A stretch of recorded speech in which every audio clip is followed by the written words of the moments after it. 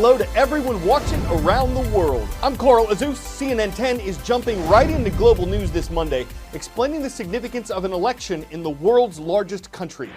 Russia is so huge that it stretches across 11 time zones.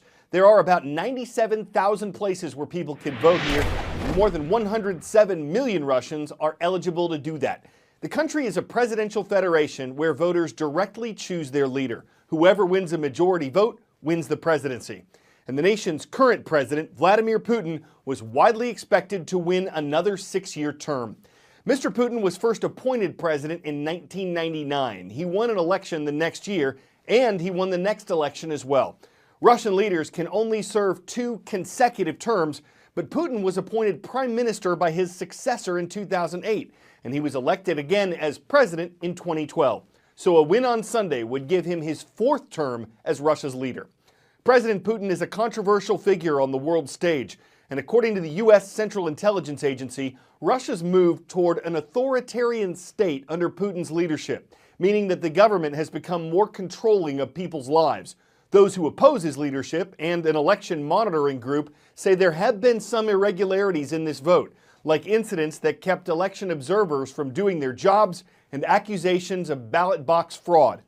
Russia's Central Election Commission says 15 different countries have tried to hack its website. But despite that, and the fact that several other candidates are challenging President Putin for his job, analysts say many Russians see him as a strongman who brought the nation to stability after chaos followed the breakup of the Soviet Union in 1991. That's part of the reason why he's expected to stay right where he is. Some have argued Vladimir Putin could be the most powerful man in the world. Not everyone sees him that way, but Putin has powerful levers he's often willing to use, including cyber power, military might, and a cult of personality. Together, they form an often effective web of influence. While Moscow denies its highly skilled hackers tried to influence the US election, they've also been accused of spying and causing big disruptions in other countries like Estonia and Ukraine, claims Russia also rejects.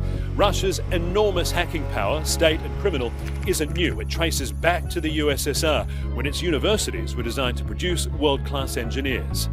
Putin's power is also hugely enhanced by his very personal control of Russia's vast military. Much of it, including the nukes, is also a Soviet legacy.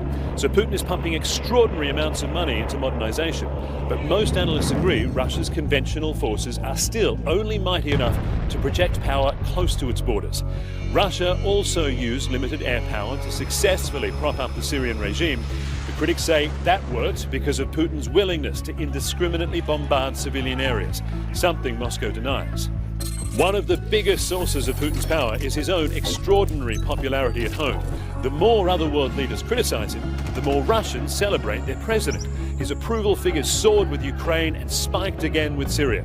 The reason many Russians really care about their country's ability to influence world events, even if it comes with sanctions and a hit to their own quality of life. They're proud of it.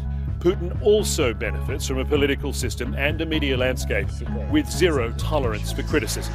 So no doubt Vladimir Putin is powerful and unpredictable, but he's also limited by some pretty big problems. That's why there's another popular theory about Putin and his web of influence. He's someone who plays a weak hand very well.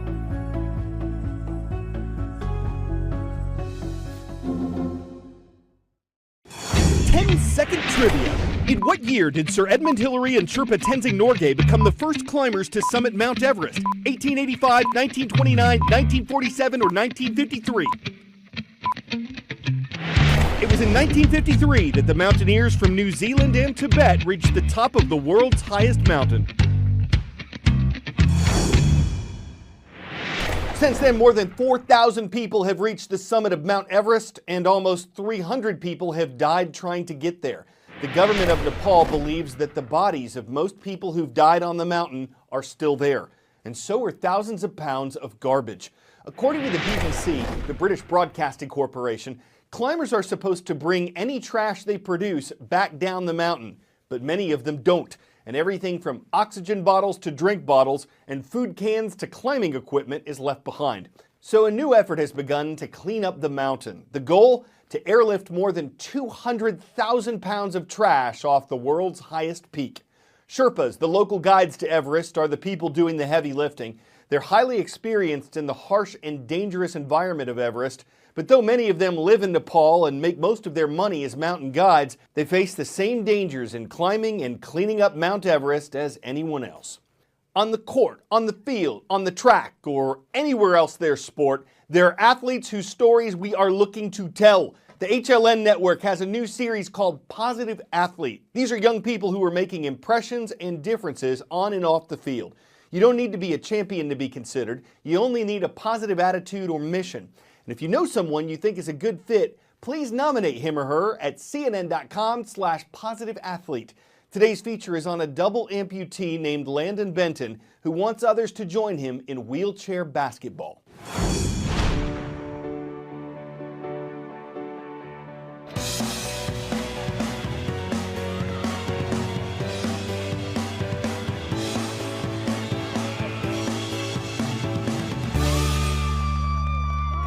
I first started in wheelchair basketball whenever I was in second grade. What kept me involved in it was a lot of activity, and it helped me be around more people like me. We both have tibial dysplasia. We were missing our tibia bones in both of our legs, and so they amputated about 15 months for Landon. When he first heard of wheelchair basketball, he was like, "Mom, I don't use a wheelchair daily." But after trying Boy Scouts and they weren't as active as he wanted to be, he knew he wanted to be in something a little bit more competitive like basketball. My basketball team is basically, we're all a family. We all know each other, we all call each other by name, we all have nicknames for each other. It's also a great spectator sport. There's contact, crashes, people flipping out of chairs. There's winners and losers. It's sport, and we love it. And it's actually really, really fun to flip over. It's scary at first, but then whenever you get back up, you're like, that was a roller coaster.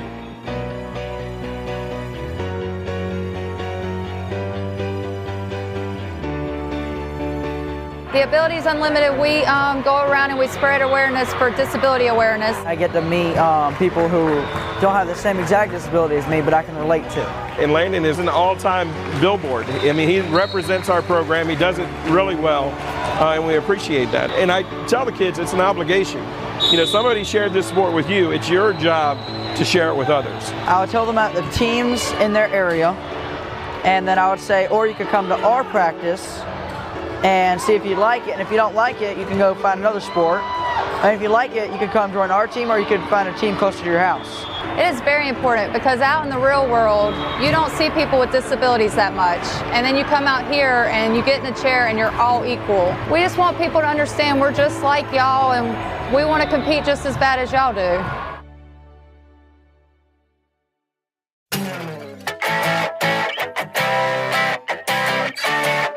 For 10 out of 10 today, we'd like you to meet our new friend Steve. Steve is an aurora, and a good-looking one too. It was discovered by amateur astronomers in Canada, and unlike most of the other northern lights, Steve's distinct purple band and green highlight can be observed by folks in lower latitudes than the aurora borealis. Scientists say auroras occur when energized particles from the sun are seen interacting with Earth's magnetic field. For this one, they decided to stick with the name Steve, making it an acronym for Strong Thermal Emission Velocity Enhancement. And while that might not exactly roll off the tongue, at least it's colorful to the eye. And now that it's free from the prism of anonymity, Steve is here to Northern light up your life. Now you may think the aurora borealis isn't that special, especially if you have a bad latitude about it.